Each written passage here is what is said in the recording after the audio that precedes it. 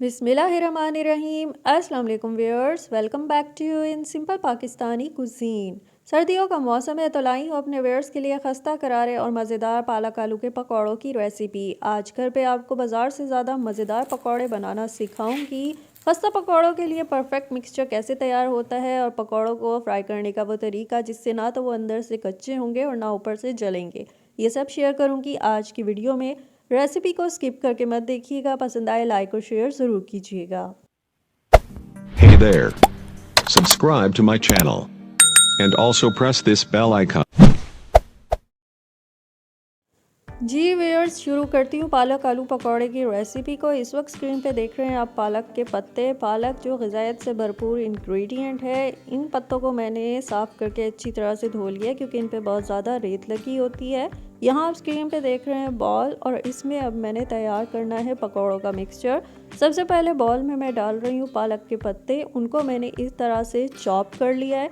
पालक की मैंने मुनासिब मिकदार ली है, ना बहुत ज़्यादा ली है और ना ही बहुत कम ली है। अब इसमें डाल रही हूँ एक अदद दरमियानी साइज़ का आलू, और आलू को मैंने इस शेप में कट कर लिया है। साथ ही मैं डाल लूँगी एक अदद छोटे साइज़ की प्याज, उसको भी मैंने इस तरह से कट करके शामिल किया है। और मैंने डाल दी है हरी मिर्चें, अपनी मर्ज़ी और जायके के मुताबिक डालिए। साथ ही मैंने ऐड किया है फ्रेश हरा धनिया। अब इसमें ऐड कर रही हूँ पकौड़ों का दूसरा मेन इंग्रेडिएंट, वो है बेसन, और यहाँ बेसन की मिकदार ली है आधी प्याली। अब इसमें अपनी मर्ज़ी के मुताबिक ऐड कीजिए कुटी हुई सूख मिर्च, साथ में नमक हस्बे जायका, कुटा हुआ खुश्क धनिया 1 चाय का चम्मच, कुटा हुआ ज़ीरा आधा चाय का चम्मच, हल्दी आधा चाय का चम्मच, 1/4 चम्मच अजवाइन, और साथ में डाल दी खुश्क कसूरी मेथी।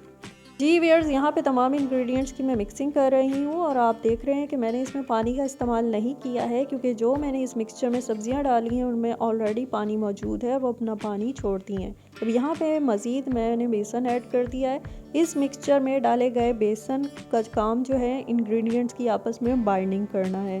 अब इधर मैंने बिल्कुल हल्का सा पानी ऐड किया है। यहाँ पे जो है अब मैं पानी के साथ इंग्रेडिएंट्स की मिक्सिंग कर लूँगी।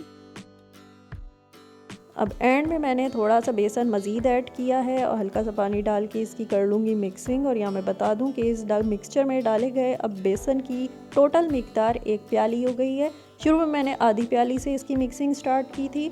अब जी हमारा क्रिस्पी पकौड़ों का जो है मिक्सचर परफेक्टली तैयार हो गया है। आप देख सकते हैं कि मिक्सचर इस तरह से बनना चाहिए, इंग्रेडिएंट्स आपस में जुड़े हुए हैं, बहुत ज़्यादा इसमें बेसन नहीं डला हुआ है।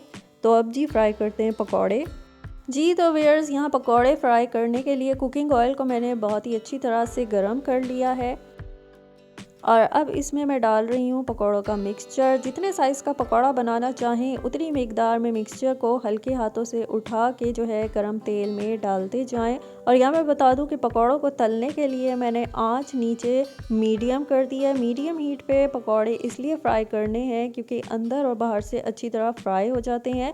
तेज़ आंच पे फ्राई करने से पकौड़े ऊपर से या तो जल जाते हैं या इनका कलर बहुत तेज़ हो जाता है और अंदर से इसके इंग्रेडिएंट्स कच्चे रह जाते हैं। मीडियम हीट पे फ्राई करते हुए पकौड़ों को मैंने पलट लिया है। दोनों साइड से अच्छी तरह इनको फ्राई करना है। जी तो व्यूअर्स, यहाँ पे हमारे पकौड़े हो गए हैं रेडी। हमारे पकौड़े बड़े अच्छी तरह से फ्राई हुए हैं, और आप देख सकते हैं फ्राई होने पे इनका कितना अच्छा सा गोल्डन कलर बना है, और जो इंग्रेडिएंट्स मैंने इसमें डाले हैं वो भी पक्के हुए नज़र आ रहे हैं। बिल्कुल इसी तरह से मेरे तरीके से घर पे मिक्सचर तैयार करके पकौड़ों को फ्राई कीजिएगा। यकीनन बहुत परफेक्ट पकौड़े तैयार होंगे जो आपको पसंद आएंगे। मैंने जो इंग्रेडिएंट्स इसमें डाले हैं बिल्कुल मुनासिब मिकदार में डाले हैं। पालक जो है उसकी मिकदार इतनी रखनी है कि तलने के बाद पकौड़े काले नज़र ना आए। बहुत ज़्यादा पालक डाल लेने से पकौड़े काले नज़र आते हैं। मैंने तमाम मिक्सचर से पकौड़े तैयार कर लिए हैं। खस्ता करारे और मज़ेदार पालक आलू पकौड़े इस वक्त आप सबके सामने है।